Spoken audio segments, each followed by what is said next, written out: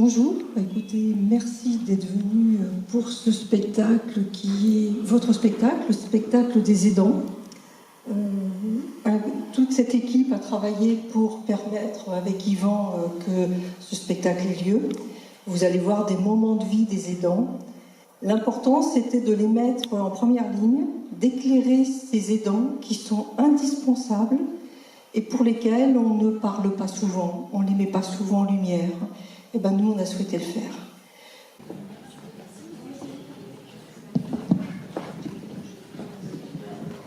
Ma femme et moi, nous sommes dans un supermarché en train de faire nos courses. Nous avons l'habitude de ce magasin aux allées larges où le lourd fauteuil électrique de mon épouse se manœuvre aisément. Dans un rayon, à quelques mètres de nous, une handicapée en fauteuil roulant fait ses achats. Elle se saisit des articles et patiemment les range à côté d'elle. Je m'approche pour l'aider et me permets de la questionner. « Pardon madame, vous n'avez personne pour vous accompagner ?» Mon mari attend dans la voiture sur le parking. Oser parler ensemble de ces situations difficiles permettra peut-être à cet homme de sortir de sa voiture et de rejoindre tranquillement sa compagne.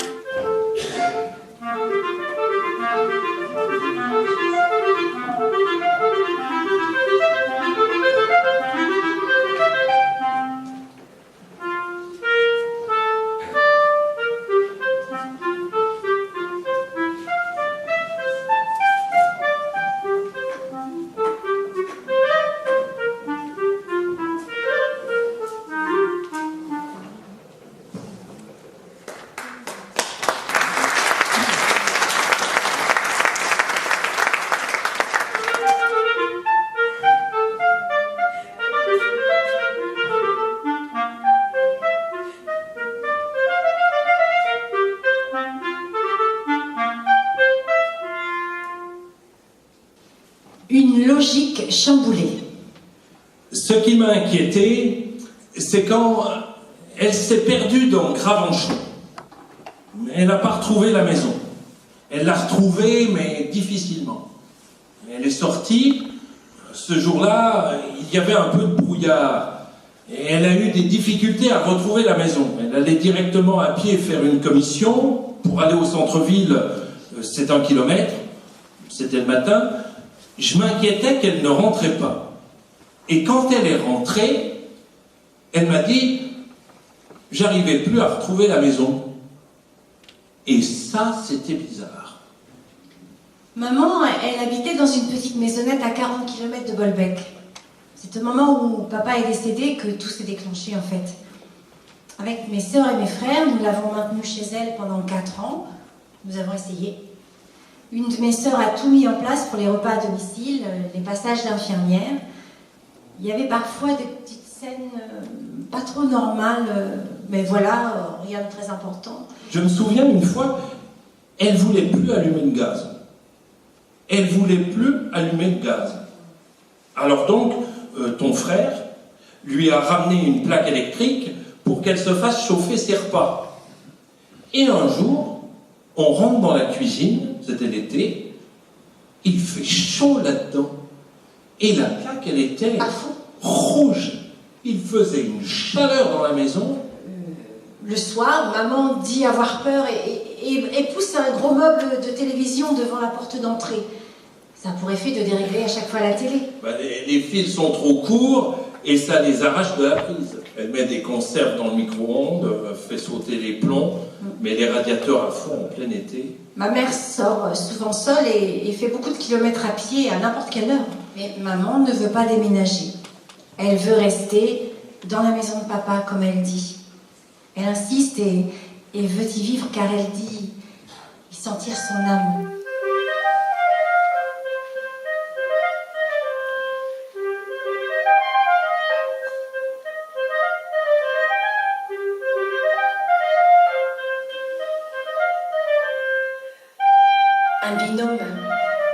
complet, tout le temps, tout le temps. Ma mère m'a donné, alors je lui redonne ce qu'elle me donne. Voilà, c'est ça.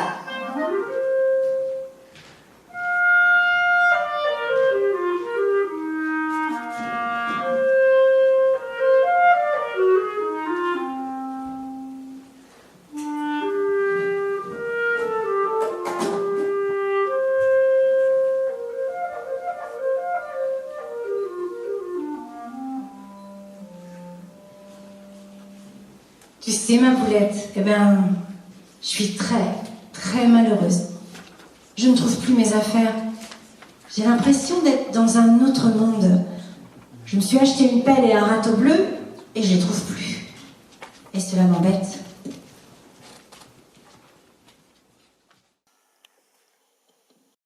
Ma poulette, je suis très contente de te revoir car je m'ennuie beaucoup de toi. Et j'ai les enfants pour me monter le moral. Mais je m'ennuie. Tu n'es pas là. C'est comme ça la vie. Je t'embrasse bien fort, ma poulette. Les fautes, c'est pas moi, c'est le stylo. Je t'embrasse bien fort. Et les enfants aussi. Tony et moi, Rolande, Rafi, Rolande, née Gilbert.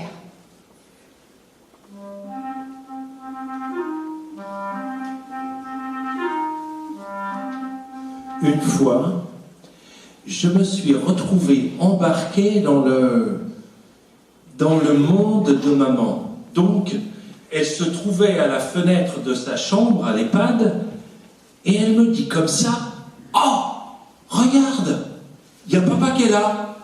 Viens voir vite, il y a papa. Il y a papa qui est là, il y a papa. » Alors je me suis dit, qu'est-ce que je fais? Bon, tant pis, je m'embarque dans son monde. Quand je suis rentré chez moi, j'étais un petit peu mal. Je me suis dit, bon sang, dans sa pauvre tête, qu'est-ce qu'elle... Pinou, on fait quoi? De retour à la maison, un soir de Noël, après avoir réveillonné ensemble, nous sommes allés nous coucher dans la même chambre. Elle a dormi avec moi. Au petit matin, Oni, ma petite chienne, vient poser son museau près d'elle. Maman se réveille un peu et me prend pour mon papa. Elle me dit, un poulette, le chien n'a pas le droit de monter sur le lit, hein? Elle insistait. Je lui ai répondu que non, il fallait pas.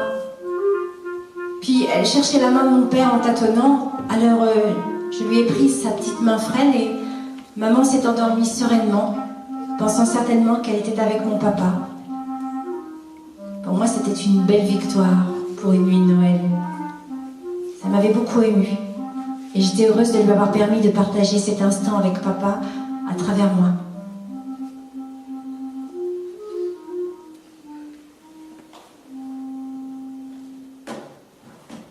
Gisèle et moi, nous vivons tous les deux ensemble sans aucune aide extérieure. Gisèle est malade depuis 3 ans. Au début, elle arrivait à faire sa toilette toute seule. Je l'aidais un peu, mais ça me gêne. Je commençais à en avoir ras-le-bol. Il y a un truc qui ne me plaît pas du tout. Faire à manger, je m'en fous, mais la toilette, non. Non. À ce moment-là, Gisèle n'était pas en mesure de me dire « faut que tu te fasses aider ». C'était à moi de trouver des solutions. Je ne sors que si quelqu'un est à la maison. Par exemple, je sais que l'aide-soignante va passer à 9h30. Alors je sors vers 9h15. Je sais que l'infirmière quittera mon épouse vers 10h30, donc je rentre à cette heure-là. L'infirmière passe 3 fois par jour, tous les jours de la semaine. Avec ça, ça va. Sinon, je pourrais pas. Le médecin traitant disait toujours qu'il faisait de la dépression. Il nous racontait toujours ça, qu'il faisait de la dépression pendant 1 an comme ça. Du coup, il lui donnait du Doliprane. Mais jamais il n'a douté qu'il pourrait faire autre chose que de la dépression. Moi, j'observais des modifications. Ses mouvements ralentissaient, il marchait à petits pas. Quand il conduisait la voiture, parfois, il ne roulait plus du tout à la bonne vitesse. Il ralentissait d'un coup. Et puis, il écrivait de plus en plus petit. C'était minuscule comme il écrivait. Moi, je me demande si on prend en considération l'état du malade et puis même de l'aidant. Hein, parce que si on demande de l'aide, c'est parce qu'on en a besoin. C'est pas pour dire. Moi, je crois qu'on ne prend pas assez cas de l'état de santé des gens. On demande plus ce qu'ils possèdent. L'état de santé, on dirait que ça compte pas. Parce que nous, on était vernis quand même. Hein. Moi, j'en ai eu des gros problèmes de santé. Hein. Et puis, il fallait quand même subvenir aux besoins de la maison, et puis tout. Et après, il faut récupérer. Hein. Il y a de la fatigue accumulée. On n'était pas sûr si c'était la maladie de Parkinson. Le docteur Maboul l'a fait traîner 1 an comme ça. Il aurait fallu que mon mari passe un IRM. Et il ne voulait pas le docteur. C'était un bon docteur, mais faut pas lui dire ce qu'il a à faire. Les enfants m'ont dit... Bon ben écoute, tant pis, il n'y a qu'une solution, il faut changer de médecin traitant. Nous, au docteur, quand il voit rentrer dans le cabinet avec sa démarche lente, il sent tout de suite qu'il y a quelque chose. Mais là, moi je trouve que c'est peut-être une honte de... Quand on sait bien qu'il faut s'occuper de ces gens-là. Moi je sais que c'est pas facile de soigner quelqu'un qui est malade, quelqu'un qui est âgé, tout ça. Mais enfin, je sais pas, je comprends pas tout.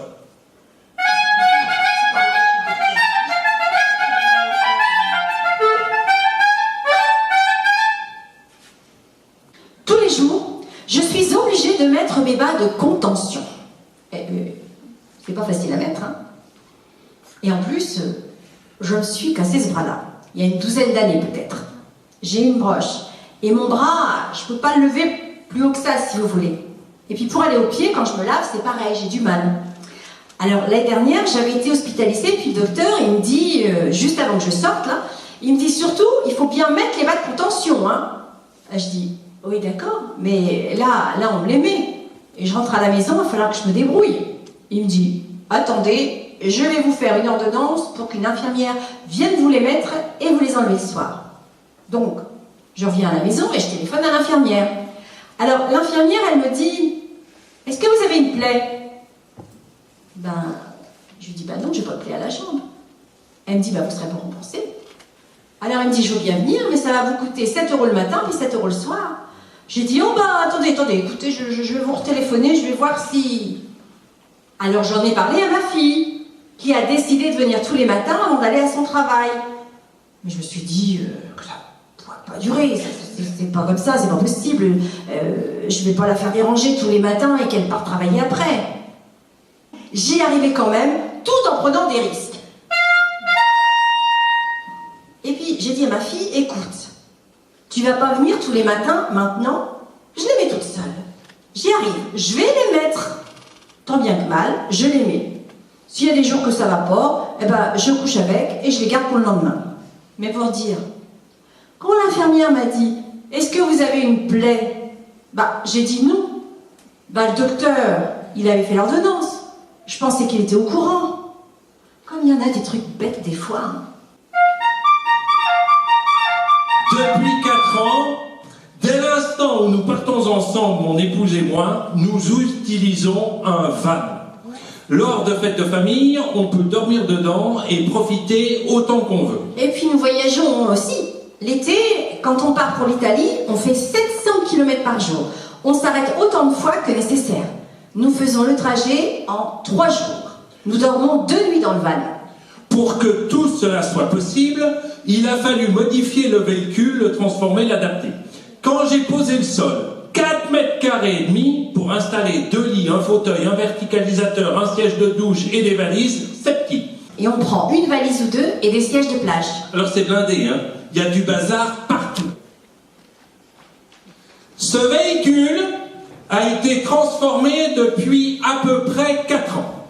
Je tiens à vous le préciser tout de suite, nous voyageons en toute sécurité. J'ai dû me battre et cela n'a pas été simple, mais quand nous nous déplaçons, nous ne sommes pas des hors-la-loi.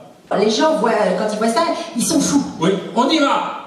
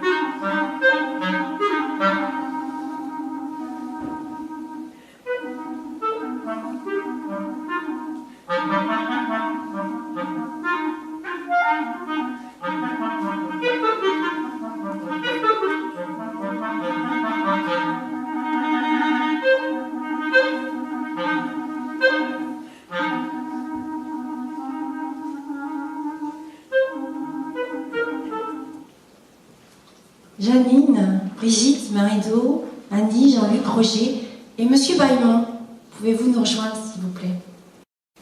Pour terminer, une parole du philosophe et poète japonais Daisaku Ikeda parlant de l'action des aidants. Même quand les choses ne vont pas bien, il est important que les aidants ne se blâment pas ou n'essayent pas d'en faire plus qu'ils ne peuvent. L'essentiel est de rassembler toute notre sagesse et notre ingéniosité pour trouver la solution qui correspond le mieux à notre situation personnelle, en nous rappelant qu'aucun effort n'est jamais vain.